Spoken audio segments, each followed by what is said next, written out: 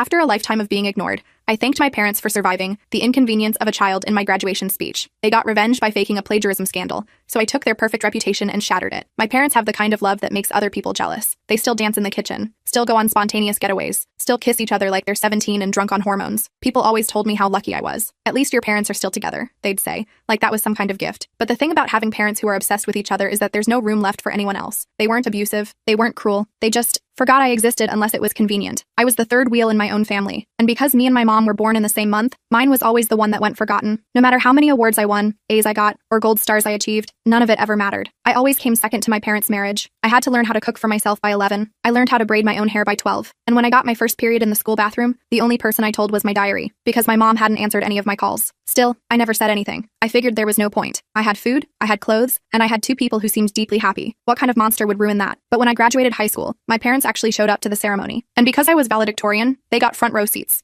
Except, when I got up there and looked into the crowd, I saw my parents whispering to each other, barely even looking at me. They were wearing matching outfits too. So I took the opportunity to acknowledge them in my speech. I want to thank my parents who've been in love with each other longer than I've been alive. I mean that. Their relationship has survived decades, 2 recessions, and apparently, the inconvenience of having a child. Everyone laughed, and even my mom gave a weak smile. When it was over, we didn't speak much because they were already late to a dinner reservation. At the time, I had no idea how upset my dad was, until the next day when I got a call. It wasn't my parents, it was my guidance counselor. Her voice was quiet, hushed. "We found out you plagiarized your college essay, Piper." My stomach twisted. I had no idea what the F she was talking about, but just when I took a breath to say something, she continued. "There is no point arguing this. The evidence is damning. I'm just sorry I ever wasted my time on you." She then proceeded to slam the phone down and hang up. My mouth went super dry. My blood turned cold. This was the college I'd been dreaming of since I was a kid. The one whose posters filled my entire room. The one I wouldn't shut up about. Gone. I had this nagging feeling that my parents had something to do with it. At first, I didn't want to believe it, because after all, they were my parents, meaning they're supposed to love me, right? Well, that same day, out of nowhere, my parents began suggesting alternative routes after high school, just in case. The alternative routes in question? Part-time dead-end jobs in the local fast food chains. That's when I knew they were somehow behind it all. So I did what any rational teenager would do in that situation. I waited until nighttime and sneaked into my parents' room to grab my dad's phone. You see, he had this app that recorded all his calls, and this way I could know who it was for sure before entering my villain arc. Piper plagiarized her essay. I know because I helped her. But this isn't right. Her place needs to go to someone who actually deserves it. The sound of my dad's voice made my blood boil. I knew exactly what this was. Punishment. For embarrassing them. For embarrassing my mom. I thought about all the times I begged my parents for attention. The letter I slid under their door when I was 5, asking why I couldn't be part of their family. The years of effort, money, and time I put into trying to look my mom, just so I could finally be lovable. I stared at the Harvard posters around my room. They may have gotten away with ruining my childhood, but there was no way I'd let them get away with ruining my future. Not without a fight. The next morning, I went straight to my guidance counselor's office. I needed to clear my name, but I knew it wouldn't be easy. My dad was a respected figure in our small town. He'd donated to the school, served on committees. His word against mine would be no contest. Mrs. Peterson barely looked at me when I walked in. Her office smelled of coffee and disappointment. "I have nothing to say to you, Elizabeth." I took a deep breath. "I didn't plagiarize anything. My dad lied to you." She finally looked up, her expression a mix of pity and disgust. "Your father has been nothing but supportive of your education. Why would he sabotage you?" "Because I embarrassed him at graduation," I said. "And my parents care more about their image than they do about me." She shook her head. "That's a serious accusation. Do you have any proof?" I didn't. I'd listened to the recording but hadn't thought to save it. Rookie mistake. Not yet, I admitted, but I will. When I got home, my parents were sitting at the kitchen table waiting for me. They had these concerned expressions that might have seemed genuine to anyone else, but I knew better. The afternoon light streamed through the windows, highlighting the gray in my father's temples and the worry lines around my mother's mouth. Worry not for me, but for their carefully constructed facade. "Honey, we need to talk about your future," my mom said, reaching for my hand. I pulled away. "Why did you tell Mrs. Peterson I plagiarized my essay?" I asked, looking directly at my dad. He didn't even flinch. "Because you did. Remember when I helped you with it last fall?" The thing is, he never helped me. Not once. I wrote that essay alone in my room over 3 weekends while they were on a couple's retreat, but it was his word against mine, and we both knew who everyone would believe. "You're ruining my life," I said quietly. My mom sighed. "Don't be so dramatic, Elizabeth. There are plenty of good state schools, or community college. Not everyone needs to go to Harvard." That night, I couldn't sleep. I kept thinking about that recording on my dad's phone. If I could just get a copy of it somehow,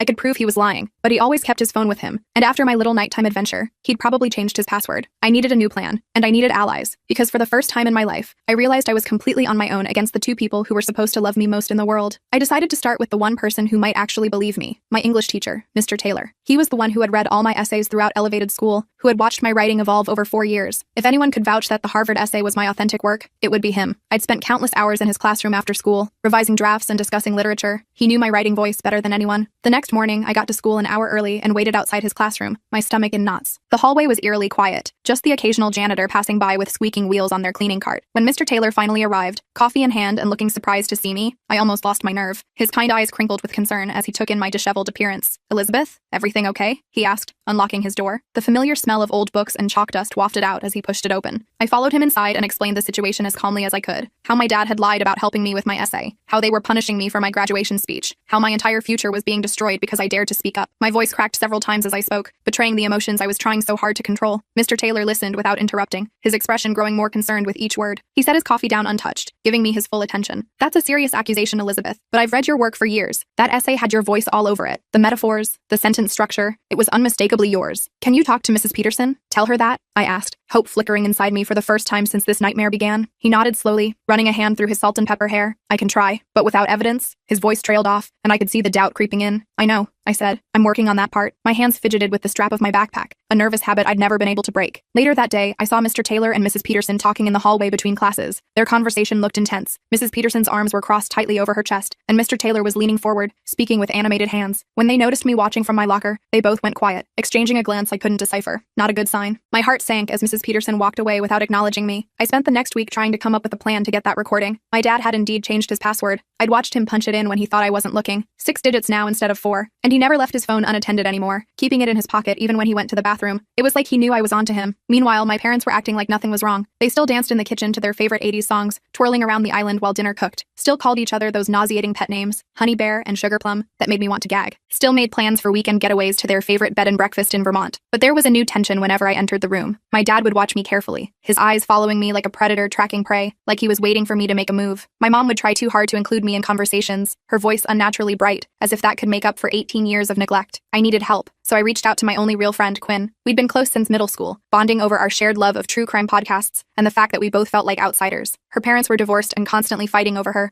which was its own kind of haul. She understood what it was like when the people who were supposed to love you unconditionally didn't. Quinn was the only one who saw through my parents' perfect facade to the dysfunction beneath. "Holy shat, Elizabeth," Quinn said when I told her everything. We were sitting in her car in the school parking lot, windows rolled up for privacy. The air inside was stuffy and smelled faintly of the vanilla air freshener dangling from her rearview mirror. "Your dad is straight up evil, like sociopath-level manipulation. I need to get that recording," I said, picking at a loose thread on my jeans. "It's the only proof I have. Without it, it's just my word against his, and we both know who people will believe. The Golden family man versus the bitter teenager. It wasn't hard to guess who would win that contest." Quinn thought for a moment, twirling a strand of her purple-streaked hair around her finger. Her nails were bitten down to the quick, a habit she developed during her parents' messy divorce. "What about his cloud backup? Most phones automatically back up to the cloud. If you know his email password, you might be able to access the recordings that way." I hadn't thought of that. My dad used the same password for most of his accounts, or at least he used to. It was worth a shot. A tiny spark of hope ignited in my chest. That night, I waited until my parents were asleep. The house creaked and settled around me as I sat in my darkened room, watching the minutes tick by on my alarm clock. At 1:17 a.m., I finally heard my dad's soft snores through their bedroom door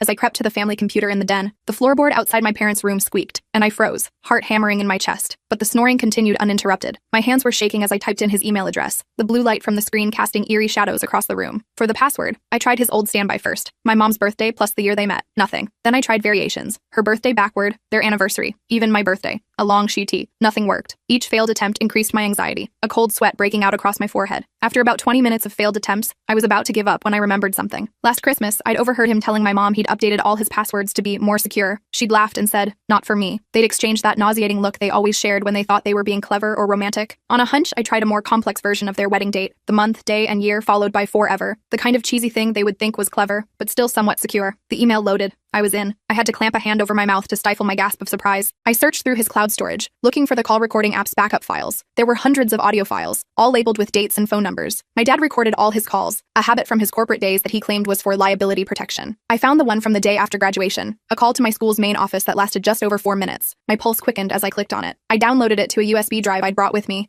my heart racing the entire time. The progress bar seemed to move in slow motion. Every small noise from upstairs made me jump. Then I carefully logged out, cleared the browser history, and went back to my room, clutching the USB drive like it was a lifeline. I didn't dare listen to it there. I needed to be somewhere safe, somewhere my parents couldn't interrupt or overhear. The next day at school, Quinn and I huddled in the library's back corner with a pair of shared earbuds. The ancient desktop computers were rarely used by students, preferring their own laptops, which made it the perfect place for privacy. The recording started with some static, then my dad's voice came through clearly. "Hello, this is Robert Miller. Miller, Elizabeth's father. I need to speak with Mrs. Peterson urgently. His voice had that authoritative tone he used when he wanted to intimidate people into compliance. There was a pause, then, Mrs. Peterson speaking. What can I do for you, Mr. Miller? This is difficult for me, my dad said, his voice heavy with fake regret. I could picture him perfectly. The furrowed brow, the concerned parent act he'd perfected over years. But I feel I need to come clean about something. Elizabeth's college essay, the one about resilience and overcoming challenges, I helped her write it. Actually, I wrote most of it. She was struggling with the deadline and I just wanted to help. But after her behavior at graduation yesterday, I realize I've been enabling her. She needs to learn there are consequences for her actions. My hands clenched into fists as I listened, nails digging painfully into my palms. The absolute lies he was spinning so effortlessly made me suck. I'd written every word of that essay myself, staying up until 3 a.m. for weeks to perfect it. That's a serious admission, Mrs. Peterson said, sounding shocked. Her essay was a major factor in her Harvard acceptance. I know, my dad continued, his voice dripping with false sincerity. And that's why I'm calling. It's not right. Her place needs to go to someone who actually deserves it, someone who did the work themselves. Quinn's eyes were wide, her mouth hanging open slightly. Your dad is straight up gaslighting the school. This is insane. Like, criminally insane. I nodded, unable to speak past the lump in my throat. Hearing him systematically destroy my future with such calculated precision was worse than I'd imagined. It was one thing to suspect what he'd done, another entirely to hear the cold, methodical way he'd executed his plan. We'll need to investigate this, Mrs. Peterson said on the recording, and contact Harvard immediately. I understand, my dad replied. I just wanted to do the right thing. My wife and I are devastated, but we're trying to use this as a teaching moment for Elizabeth. The recording ended, and I sat there, trembling with rage and vindication. I had proof, actual proof that my dad had lied. The smoking GN that would expose their perfect family facade. What now? Quinn asked, her face pale under the fluorescent library lights. Now I take this to Mrs. Peterson, I said, my voice stronger than I felt, and hope she believes the recording over my dad. I ejected the USB drive and tucked it safely into my inner jacket pocket. But when I tried to see Mrs. Peterson that afternoon,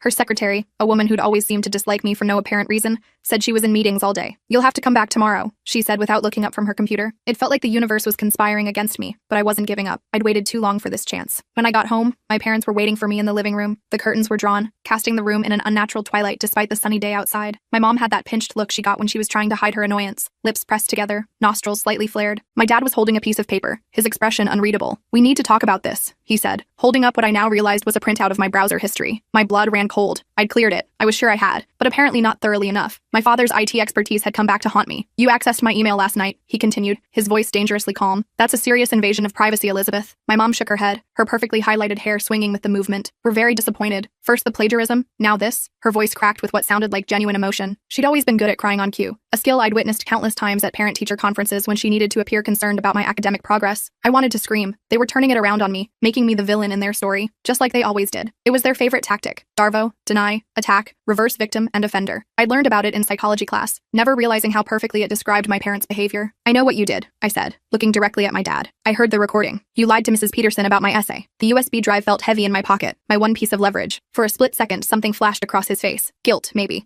or surprise that I'd found the evidence. But he recovered quickly, his features smoothing into that concerned parent mask he wore so well. I told her the truth, he said firmly. And the fact that you broke into my email only proves that you're not taking responsibility for your actions. My mom reached for my hand, her manicured fingers cold against my skin. Honey, we're worried about you. This behavior isn't like you. The lying, the sneaking around. It's like we don't even know who you are anymore. Her eyes glistened with tears that never quite fell. I pulled away from her. You have no idea what I'm like. You never have. My voice was quiet but steady. You've been so busy maintaining your perfect marriage image that you never bothered to actually know your daughter. That night, they took away my phone and laptop until I could be trusted again. They were cutting me off, making it harder for me to fight back. But they'd forgotten about the USB drive in my pocket, the one with the recording that could expose their lies. I slipped it into a small tear in my mattress for safekeeping, a hiding spot I'd used for years for things I didn't want them to find. The next morning, I borrowed Quinn's phone to call Mr. Taylor. The hallway was crowded with students, forcing me to press against the lockers and cover my free ear to hear him. I explained what had happened, that I had proof now, but my parents had taken my devices. Bring the recording to school, he said, his voice crackling through the phone. I'll make sure Mrs. Peterson listens to it. This has gone far enough. I felt a glimmer of hope for the first time in days. Someone was on my side. Someone believed me. But when I got to school, there was a substitute teacher in Mr. Taylor's classroom, a bored-looking woman who barely glanced up from her phone as students filed in. According to the office, he'd called in sick. I tried texting him from Quinn's phone but got no response. It felt like everyone who might help me was suddenly unavailable. The timing was too convenient to be coincidental. During lunch, Quinn and I sat at our usual table in the far corner of the cafeteria, away from the popular kids and their judging eyes. The smell of overcooked tater tots and mysterious meat product hung in the air. Something weird is going on, I said, pushing my untouched food around my tray. It's like my parents are always one step ahead. First Mr. Taylor disappears, then Mrs. Peterson is suddenly unavailable. Quinn nodded, taking a bite of her sandwich. Your dad knows people in this town. He's on like every community board. He could be pulling strings. The thought made my stomach churn. How far would they go to maintain their perfect image, to punish me for daring to speak the truth? The walls felt like they were closing in around me. After school, I went straight to Mrs. Peterson's office, determined to make her listen to the recording. But when I arrived, she wasn't alone. My parents were there, sitting across from her desk with concerned expressions. My mom's eyes were red-rimmed, as if she'd been crying. My dad had his arm protectively around her shoulders. "Elizabeth," my mom said, her voice syrupy sweet, "we were just discussing your situation." Mrs. Peterson gave me a tight smile, her hands folded neatly on her desk. "Your parents are very concerned about you, Elizabeth. They've shared some things that frankly have me concerned as well." I clutched the USB drive in my pocket, my lifeline to the truth. "What things?" My dad cleared his throat, the sound unnervingly loud in the small office. "We told Mrs. Peterson about how you've been struggling lately, the lying, the breaking into accounts. We're worried this is more than just typical teenage rebellion." They were painting me as unstable, as someone whose word couldn't be trusted. I looked at Mrs. Peterson, trying to gauge if she believed them. Her expression was professionally neutral, but there was a hint of pity in her eyes that made my blood boil. "I have proof," I said, pulling out the USB drive. A recording of my dad admitting he lied about helping me with my essay. Mrs. Peterson took the drive hesitantly,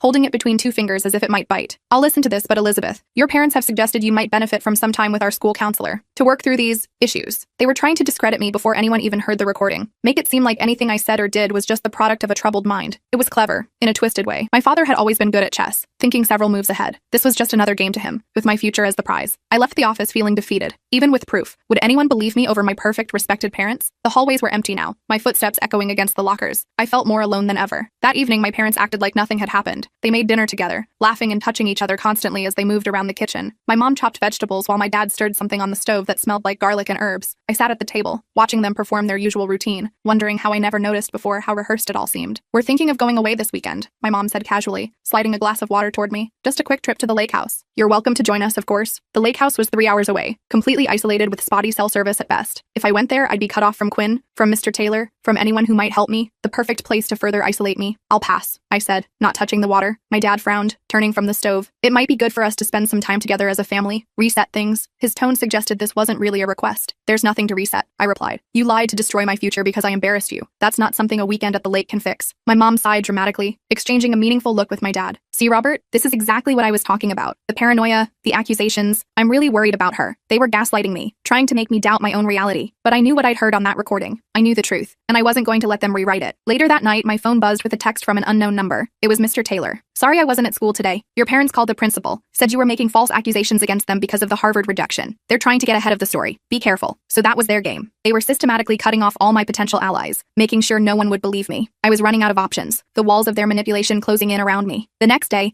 Mrs. Peterson called me into her office. She looked uncomfortable as I sat down across from her, fidgeting with a pen on her desk. The USB drive sat between us, like a small grenade waiting to explode. "I listened to the recording," she said, not quite meeting my eyes. "And I've spoken with your parents again." My heart raced, hope and dread battling in my chest. "Then you know my dad lied." She hesitated, her fingers tapping an irregular rhythm on her desk. "Your father has explained that the recording is out of context, that he was actually referring to a different essay, one from your junior year that he helped you with significantly." I couldn't believe what I was hearing. "That's not true. You can hear him specifically mention my Harvard essay about resilience." My voice rose with each word, desperation creeping in. "Elizabeth," she said gently, using the tone adults reserve for children they think are being irrational, "your parents are very concerned about how you're handling this rejection. They've shown me some concerning texts you've sent them, accusing them of sabotage, of not loving you." Texts? I hadn't texted them anything like that. They must have fabricated messages to show her. My father worked in IT. Creating fake text screenshots would be child's play for him. "They're lying," I said, my voice shaking. "They've always been like this. They care more about their perfect marriage than they do about me. They always have." Mrs. Peterson's expression softened into pity, the worst possible reaction. "I think you might benefit from talking to someone professional about these feelings. It's normal to be upset about college rejections,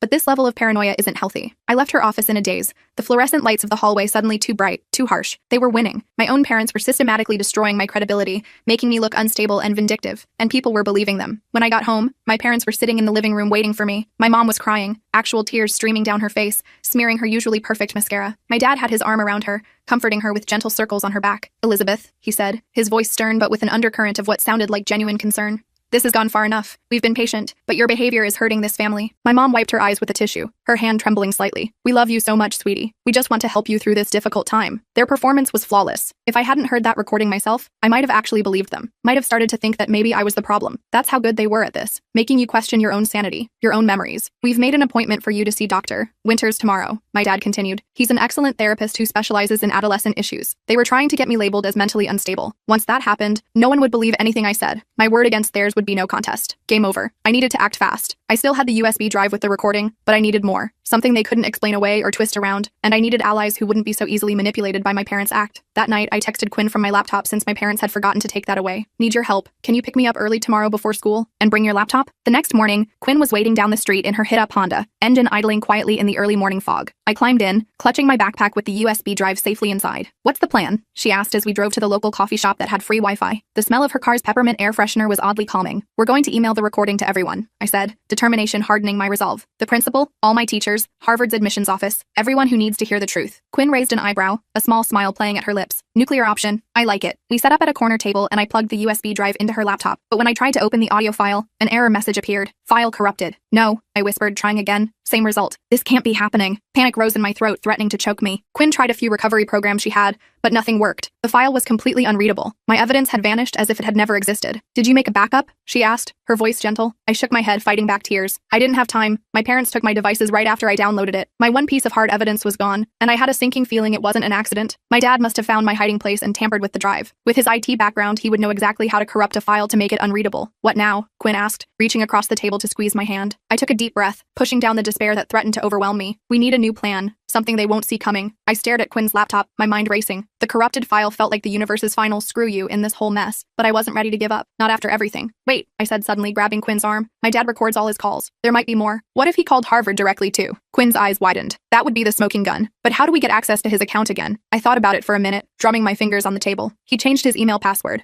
But what about his phone provider account? He might have call logs there that could prove he contacted Harvard. We spent the next hour huddled over Quinn's laptop, trying different password combinations on my dad's phone carrier website. Nothing worked. I was about to give up when I remembered something. Try my mom's birthday backward plus love you, I said. My dad was nothing if not predictable with his passwords when it came to my mom. The account loaded, and we both gasped. We're in, Quinn whispered, like someone might overhear us in the nearly empty coffee shop. We found his call history and scrolled through. Sure enough, there was a call to a Massachusetts area code the day after graduation, the same day he'd called my guidance counselor. The call lasted almost 8 minutes. That has to be Harvard, I said, my heart pounding. But we don't have the recording. Quinn was already typing furiously. No, but we have the call log. It proves he contacted them directly. Combined with the timing of your rejection, it's pretty damning. She took screenshots of everything, emailing them to herself and me. At least we had something, even if it wasn't as definitive as the recording. We need more, I said, thinking out loud. Something they can't dismiss as circumstantial. That's when I remembered my dad's work laptop. He sometimes brought it home, and unlike his personal accounts, his work stuff was protected by company security protocols. He couldn't just change those passwords on a whim. His work laptop, I said. He might have the recordings backed up there too. Quinn looked at her watch. We've got about 20 minutes before first period. Let's go back to your house and check. My parents would both be at work by now. Dad always left by 7:30, and Mom had yoga on Thursday mornings. The house would be empty. When we got there, I used my key to let us in. The house was silent, that eerie kind of quiet that feels like it's watching you. We went straight to my dad's home office. His work laptop wasn't on his desk. I checked the drawers, the shelves, even under the desk. Nothing. He must have taken it with him, I said, disappointment washing over me. Quinn was looking around the room. What about external hard drives? Someone who records everything probably keeps backups. That was a good point. I started searching more thoroughly, checking the bookshelf, the filing cabinet, everywhere I could think of. Finally, in the bottom drawer of his desk, hidden under a stack of old tax returns, I found a small black external hard drive. Bingo, I whispered, holding it up. We plugged it into Quinn's laptop and waited for it to load. It asked for a password. Damn it, I muttered. I tried all the usual combinations, but nothing worked. Quinn was looking at the time. We need to go or we'll be late. Bring the hard drive with you. Maybe we can figure out the password later. I slipped the hard drive into my backpack, and we headed to school. All day, I couldn't focus on anything. My mind kept circling back to that hard drive and what might be on it. The key to exposing my parents' lies could be right there, locked behind a password I couldn't crack. During lunch, Quinn and I sat in the library,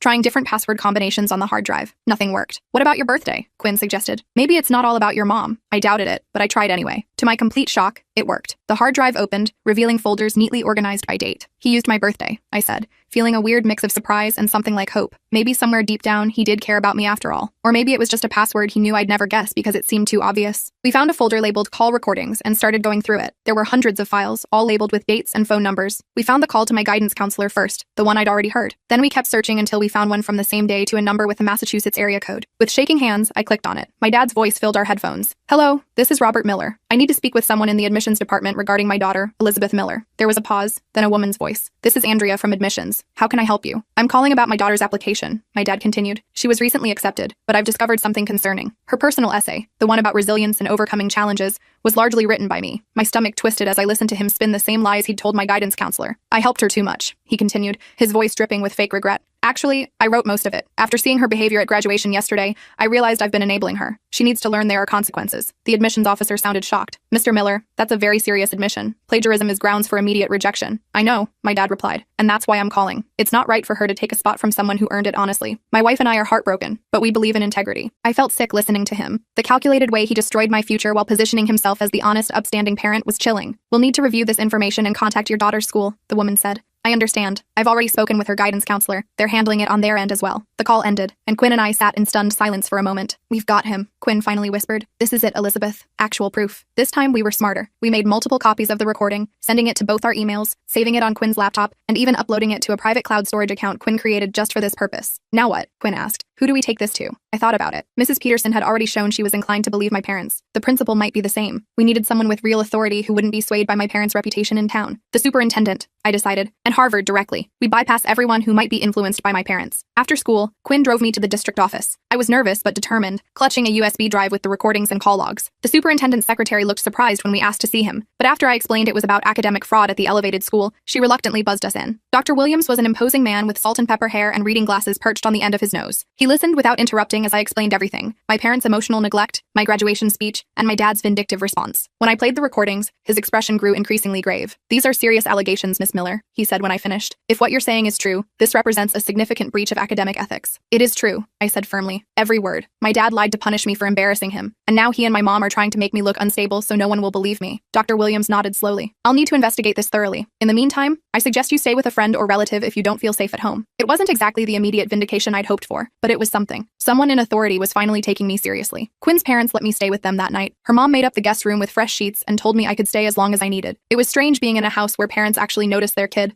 where they asked about her day and remembered her favorite foods. I almost cried when Quinn's mom hugged me goodnight, a casual gesture for her, but so foreign to me it felt like a revelation. The next morning, my phone exploded with texts from my parents, demanding to know where I was. I didn't respond. Let them worry for once. At school, I was called to the principal's office. Dr. Williams was there, along with Mrs. Peterson and the principal. My stomach dropped when I saw my parents sitting there too, looking appropriately concerned and slightly betrayed. Elizabeth, the principal said, please sit down. I sat as far from my parents as possible. My mom was dabbing at her eyes with a tissue, while my dad had his arm around her shoulders, the perfect supportive husband comforting his distraught wife. It made me want to scream. We've been reviewing the evidence you provided, Dr. Williams said, his tone neutral, and we've spoken with Harvard's admissions office directly. My heart pounded so hard I could feel it in my throat. This was it, the moment of truth. Based on our investigation, it appears there has been a significant misrepresentation regarding your college essay, he continued. Harvard has confirmed they received a call from your father claiming he wrote your essay. My dad started to speak, but Dr. Williams held up a hand to stop him. However, they also spoke with your English teacher, Mr. Taylor, who provided samples of your writing from throughout elevated school. The stylistic consistency between those samples and your college essay is unmistakable. Hope bloomed in my chest. Mr. Taylor had come through for me after all. Furthermore, Dr. Williams continued, the timing of your father's calls, immediately following your graduation speech, suggests a retaliatory motive rather than a genuine ethical concern. My mom was crying for real now, not the delicate photogenic tears she usually produced, but ugly mascara-smearing sobs. My dad's face had gone completely white. In light of this evidence, we've recommended that Harvard reconsider your application on its original merits, the principal said. They've agreed to do so. Relief washed over me so intensely I felt lightheaded. They believed me. After all this time, someone finally believed me over my parents. As for you, Mr. and Mrs. Miller, Dr. Williams said, turning to my parents, what you've done constitutes educational sabotage. The district takes this extremely seriously. We'll be referring this matter to family services for further investigation. My dad finally found his voice. This is ridiculous. We were only trying to teach her about integrity, about consequences. No, I said, surprising myself with how steady my voice was. You were punishing me for telling the truth, for not playing along with your perfect family fantasy. My mom looked at me, really looked at me, maybe for the first time in years. We love you, Elizabeth. Everything we've done has been because we love you. You love each other, I corrected her. I was just there, an accessory to your perfect life, until I wasn't perfect anymore. The meeting ended with arrangements for me to continue staying with Quinn's family, while family services conducted their investigation. As we left the office, Mr. Taylor was waiting in the hallway. He gave me a small nod, a silent confirmation that he'd been in my corner all along. 2 weeks later, I got an email from Harvard. They'd reviewed my application again and were offering me admission for the fall semester. I cried when I read it, sitting on Quinn's bed with her arm around my shoulders. The investigation into my parents was still ongoing, but I'd already decided I wouldn't be moving back home regardless of the outcome. Quinn's parents had offered to let me stay with them until college started. They'd even helped me apply for financial aid and scholarships since I couldn't count on my parents' support anymore. My parents tried to contact me several times, leaving voicemails that ranged from apologetic to defensive. I wasn't ready to talk to them yet. Maybe someday, but not now. Right now, I needed to focus on my future, the one I'd earned, the one they'd tried to take away. The last day of school, I cleaned out my locker and found an old photo tucked into a textbook. It showed my parents and me at some school function years ago. They were looking looking at each other with those lovesick expressions, while I stood slightly apart, smiling hopefully at the camera. I'd spent so many years trying to be seen by them, trying to earn a place in their perfect little world. I put the photo back in the textbook and left it in the locker. I didn't need it anymore. I was finally free to build my own life, one where I wouldn't be anyone's afterthought. As I walked out of the school for the last time, Quinn waiting for me in the parking lot, I felt lighter than I had in years. My parents might have the kind of love that makes other people jealous, but I had something better now, a future that was entirely my own.